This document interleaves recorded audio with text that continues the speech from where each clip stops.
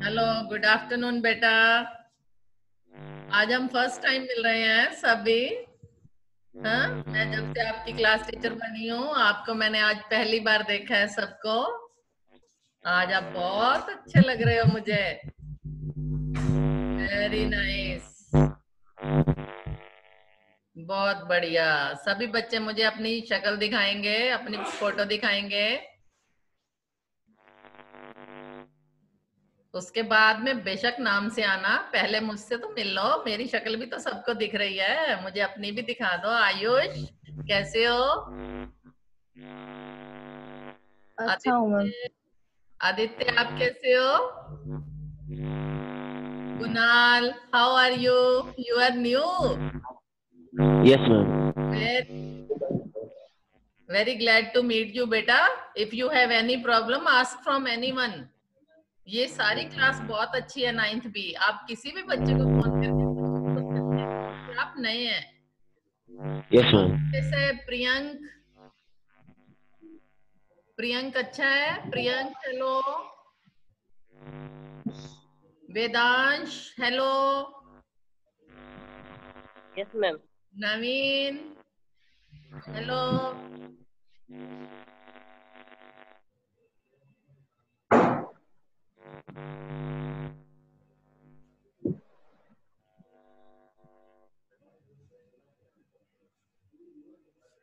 Now I am going to teach you lesson number 1 of history.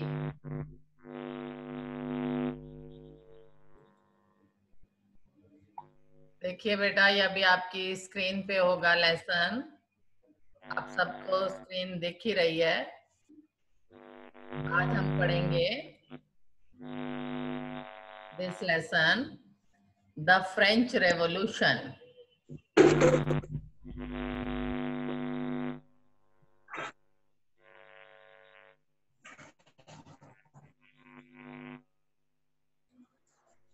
सभी को आवाज सुनाई दे रही है मेरी अब? बोलो बेटा, यस और नो तो बोलो। Yes, ma'am. Yes yes ma'am. ठीक है बेटा, अब अपने आप को म्यूट कर लीजिए और फिर मैं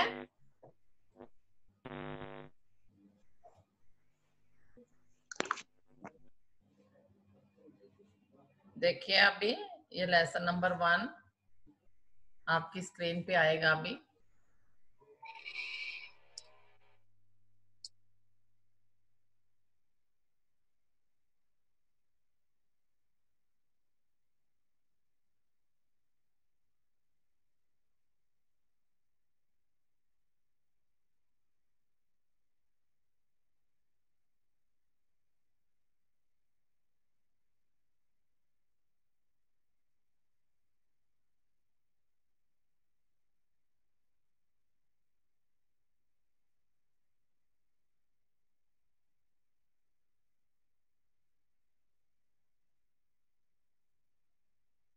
Yes, I'm going to start the lesson now. The French Revolution. This is your history lesson, lesson number 1.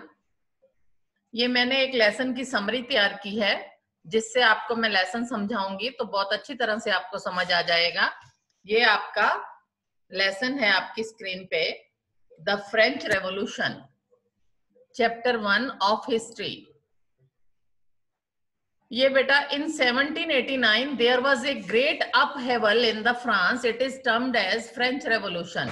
ये लेसन का नाम ही आपने देखा है, फ्रेंच रेवोल्यूशन। रेवोल्यूशन कहते हैं क्रांति, फ्रेंच कहते हैं फ्रांस में क्रांति। फ्रांस की क्रांति हम पढ़ रहे हैं। ये 1789 में फ्रांस में बहुत हलचल हुई, जिसका नाम था फ्रेंच रेवोल्यूशन, जिसका नाम फ्रांस की क्रांति था।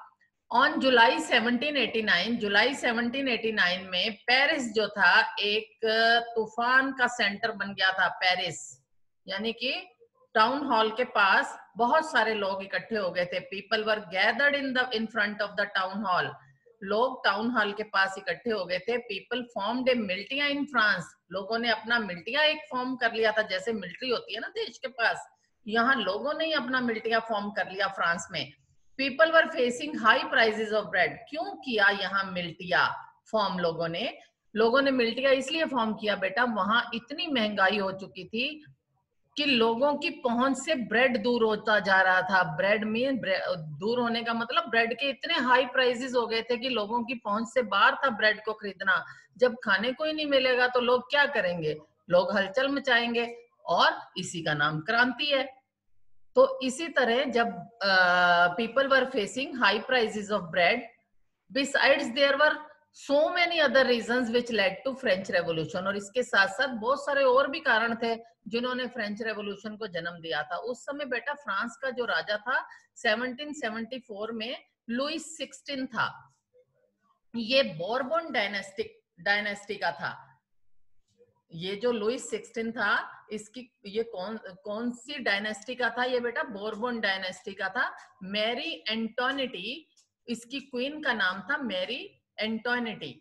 और treasury was empty due to long years of wars. इसकी जो ट्रेजरी बोलते खजाना, खजाना जो था इसका एम्प्टी हो चुका था, खाली हो चुका था, क्योंकि ये लंबे समय तक अपने आप को युद्धों में इन्वॉल्व रखता था। ये लुइस 16 ये बड़ा लग्जरियस किंग था बेटा, अपनी ऐशो आराम का ऊपर तो बहुत ध्यान देता था, लेकिन जनता को कुछ नहीं समझता था, और युद्धों में इन्वॉल्व रहता था कि मैं दूसरों की टेरिटरीज को भी अपना लूं, हड़प लूं।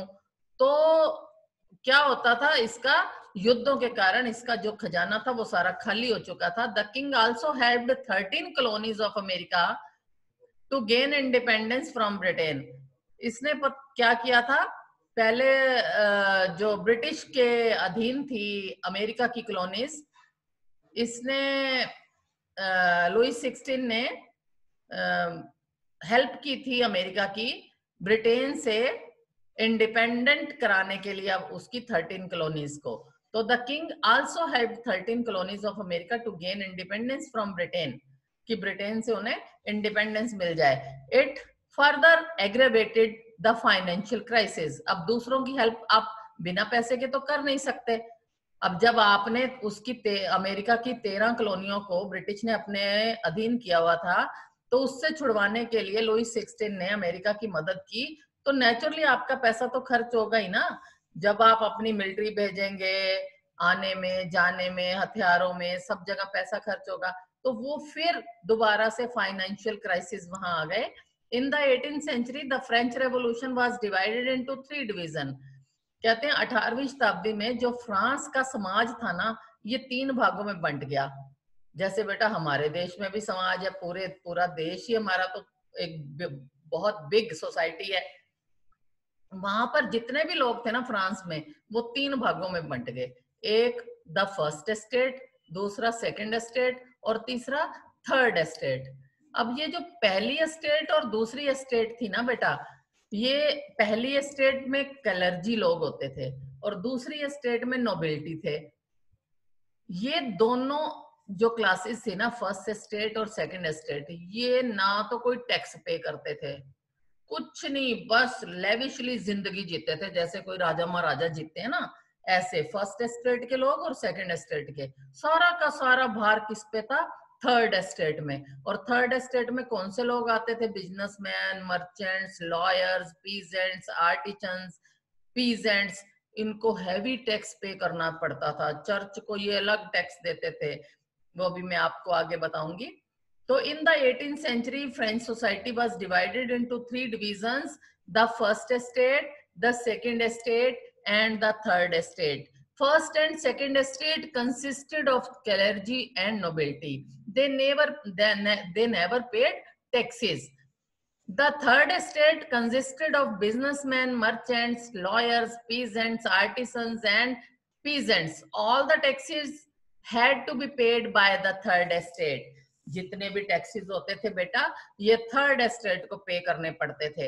अब the church also collected teeth from the peasant. Church जो था वो पीजेंट से, किसानों से, पीजेंट्स कहते किसान को, किसानों से टिथ नाम का एक टैक्स था जो कलेक्ट करता था। Due to the rapid increase in population, कहते हैं पॉपुलेशन जब बढ़ी, इसमें बहुत तेजी से जब जनसंख्या बढ़ी, तो demand for food grains increase. बेटा जब पॉपुलेशन बढ़ती है तो फूड ग्रेन्स की डिमांड भी बढ़ती है। तो क्या हुआ, इसके साथ साथ so the prices of staple food that is bread increased. कहते हैं तो स्टेपल फूड का जो प्राइस था, उनका स्टेपल फूड क्या था, ब्रेड। हमारे जो कोस्टल एरिया में लोग रहते हैं उनका स्टेपल फूड क्या है, राइस। हम नॉर्दर्न प्लेन्स में रहते हैं, हमारा स्टेपल फूड क्या है, व्हीट। हम गेहूं खाते हैं ज्यादा। तो जो वो खाते हैं लोग, उनका स्टेपल फूड जो था वो ब्रेड था। तो ब्रेड का जो प्राइस था बेटा, वो बहुत इंक्रीज हो गया था। तो this led to subsistence crisis. तो ये तो अब जीविका के ऊपर भी क्राइसिस आ गए थे कि अब क्या करें। तो 18वीं शताब्दी में क्या हुआ बेटा, एक मिडिल क्लास नाम का जो एक सोशल नया ग्रुप था, न्यू सोशल ग्रुप था, वो उभर कर सामने आया। इन the 18th century a new social group emerged named as middle class. The new idea of freedom, equal laws, opportunity for all emerged in society. ये क्या चाहता था जो नया समाज अभी बना था, न्यू सोशल ग्रुप बना था, मिडिल क्लास वालों ने बनाया था। ये चाहते थे कि फ्रीडम हो सबके पास, इक्वल लॉज हो, अपॉर्चुनिटीज हो, यानी कि अगर जॉब की भी अपॉर्चुनिटी है तो सबको बराबर मिलनी चाहिए। तो ये सारी चीजें समाज में होनी चाहिए। फिलोसफर्स जो थे हुए हैं, जॉन लॉक हुए हैं, जैक्यूज रूसो हुए हैं। ये इन दोनों ने, दोनों फिलोसफर्स ने इस मिडिल क्लास का जो न्यू सोशल ग्रुप बना था, इनके आइडियाज को समर्थन दिया इन्होंने कि हाँ ये बिल्कुल ठीक बात है, इन्होंने ये कहा। तो जॉन लॉक ने एक बुक लिखी थी, two treatises of the government. ये वन वर्ड में, कई बार 1 मार्क में आ जाता है ये क्वेश्चन। जॉन लॉक ने कौन सी बुक लिखी थी, two treatises of the government लिखी थी। और रूसो ने कौन सी लिखी थी book, the spirit of laws. Rousseau ने कौन सी लिखी थी, स्पिरिट ऑफ लॉज। एक और भी फिलोसफर हुए हैं हमारे, Montesquieu. Propose division of power between legislative, executive and judiciary. इन्होंने प्रपोज किया कि जो पावर है, शक्तियां हैं गवर्नमेंट की, ये बांट देनी चाहिए। किस किस में बांटनी चाहिए, लेजिस्लेटिव, एग्जीक्यूटिव एंड जुडिशरी, इनमें आपको बांट देनी चाहिए। उसके बाद है आपका Lewis 16 had to increase taxes to meet the requirement.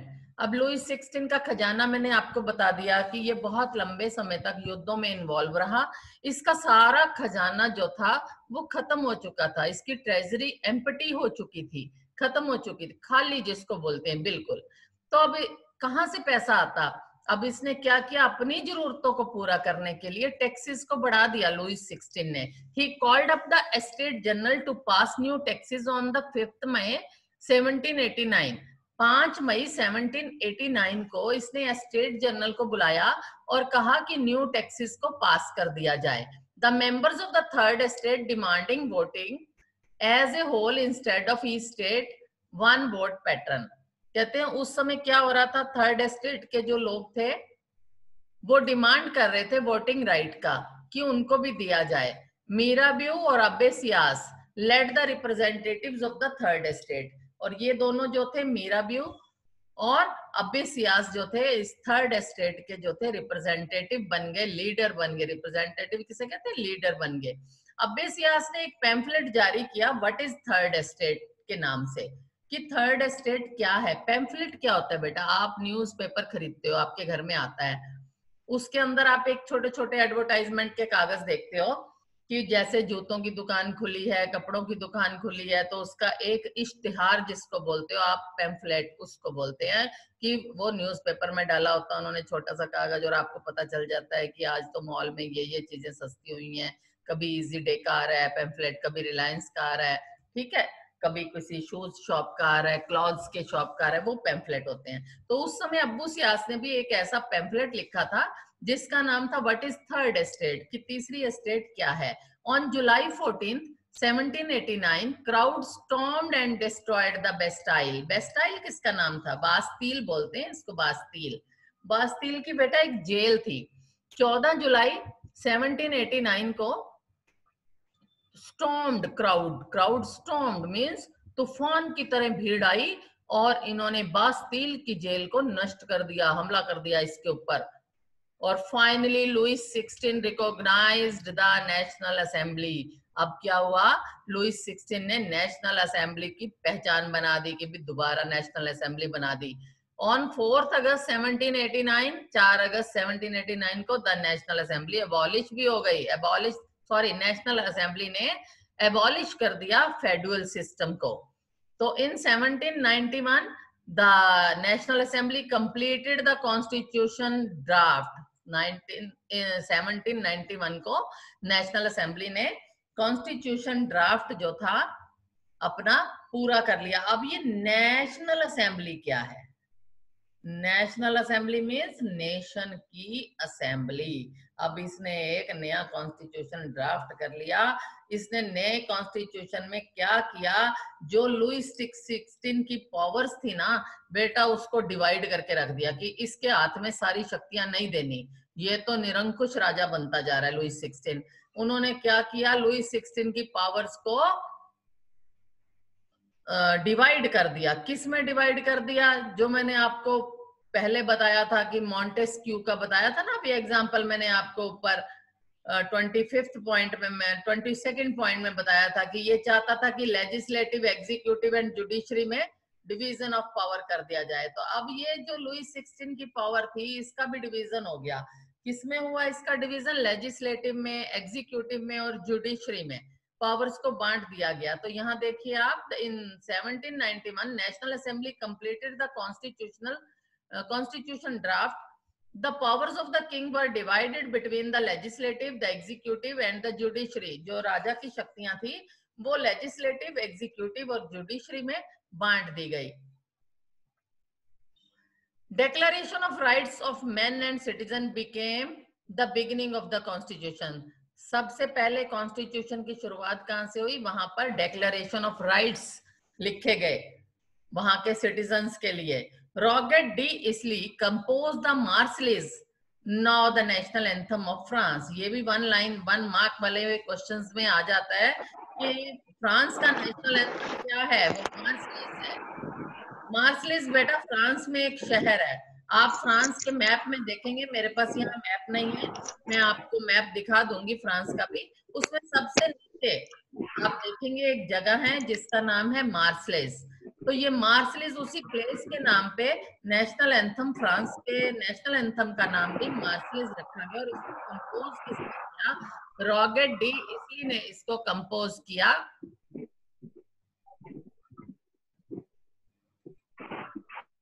रॉगेट de इसली ने इसको कंपोज किया। प्लीज जो बच्चे एंटर हो रहे हैं वो अपने आप को म्यूट कर ले।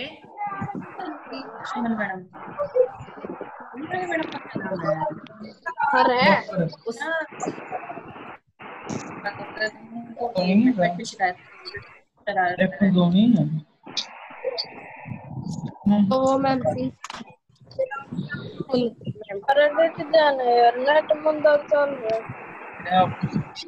मैडम की जरूरी है। बेटा आप चुप करेंगे तो मैं पढ़ाऊंगी ना आपको।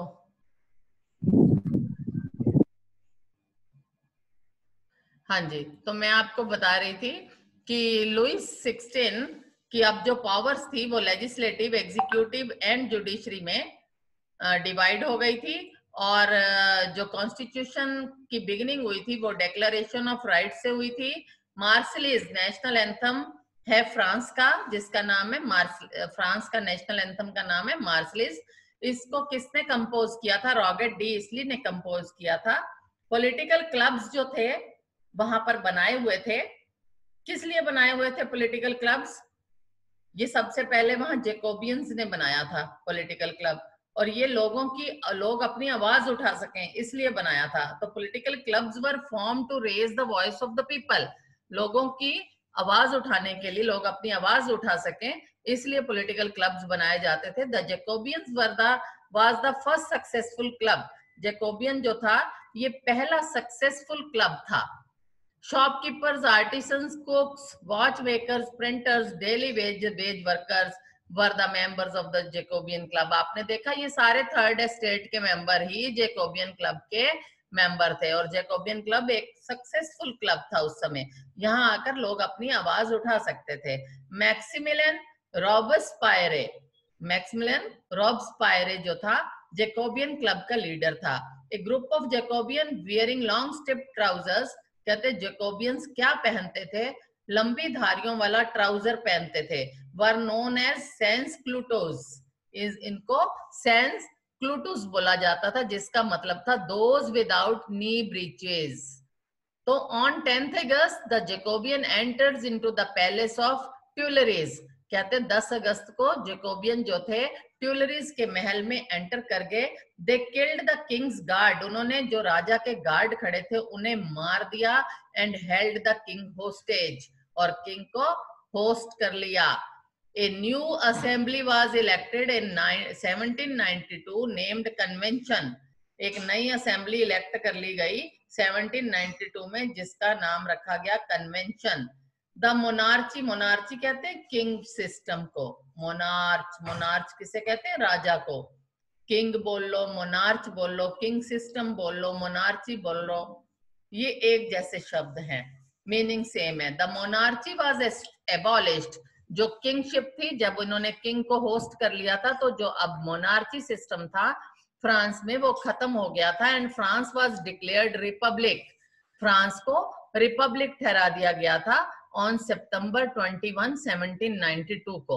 The period from 1793 to 1794 is called as the reign of terror, भय का पीरियड था ये 1793 से 94, जब बेटा राजा की सत्ता खत्म हो गई और फ्रांस को रिपब्लिक डिक्लेयर कर दिया गया। फ्रांस के लोगों के सामने एक नई प्रकार की गवर्नमेंट आ गई थी।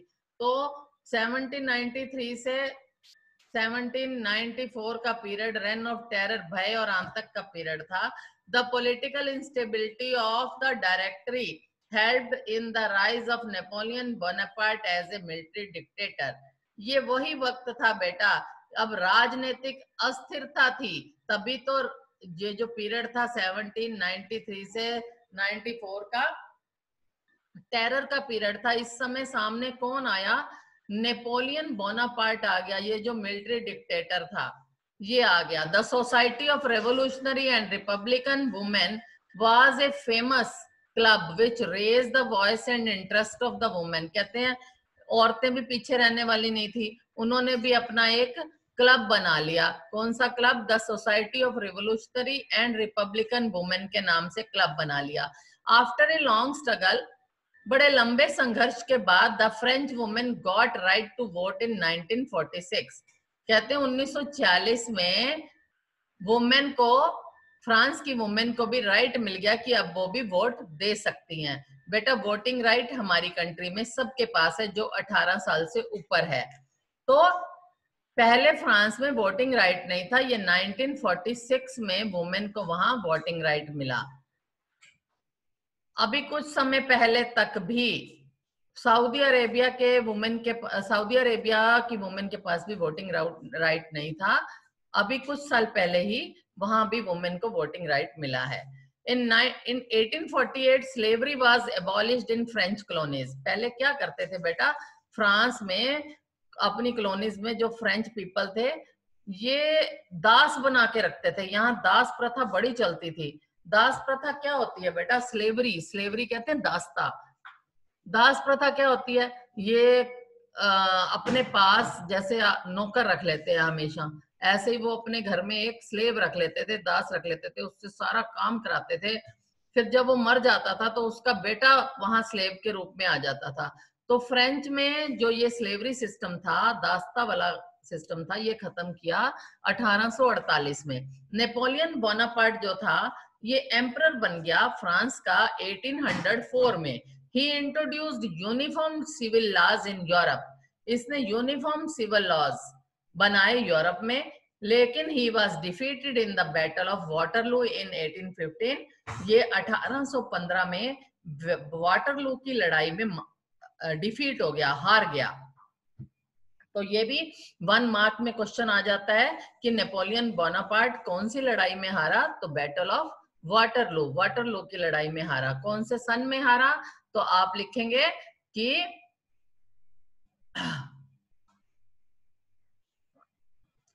कौन से सन में हारा था ये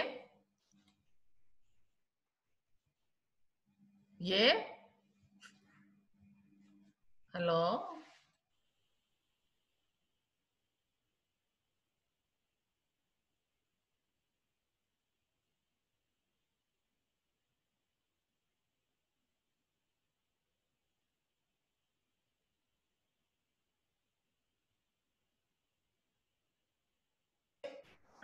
बेटा स्क्रीन जा रही है आपकी।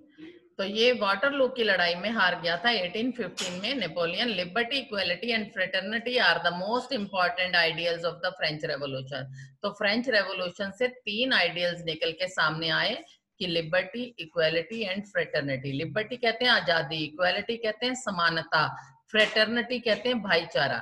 ये 3 आइडियल्स निकल के सामने आए फ्रेंच रेवोल्यूशन के। ये आपका लेसन था फ्रेंच रेवोल्यूशन का, जो अब खत्म हो चुका है। अब मैं आपको बेटा इसकी रिकॉर्डिंग भेजूंगी। जो जिन बच्चों ने आज पार्टिसिपेट नहीं किया है वो बच्चे मेरी रिकॉर्डिंग सुन लेंगे इसी लेसन की, तो उन्हें ये लेसन समझ आ जाएगा। कल से जब भी क्लास होगी आप सब बच्चे, मैक्सिमम बच्चे जितने भी हो, आप अपने दोस्तों को भी बुलाओ कि आप भी जूम पे आओ, मैडम पढ़ा रही हैं। तो सब बच्चे जो हैं जूम पर आएंगे कल से, ठीक है। और जिसको जो प्रॉब्लम हो, लेसन ना समझ आए, वो मुझसे पूछ लेना, अपनी प्रॉब्लम सॉल्व कर लेना मेरे से, ठीक है बेटा। Okay, bye, thank you.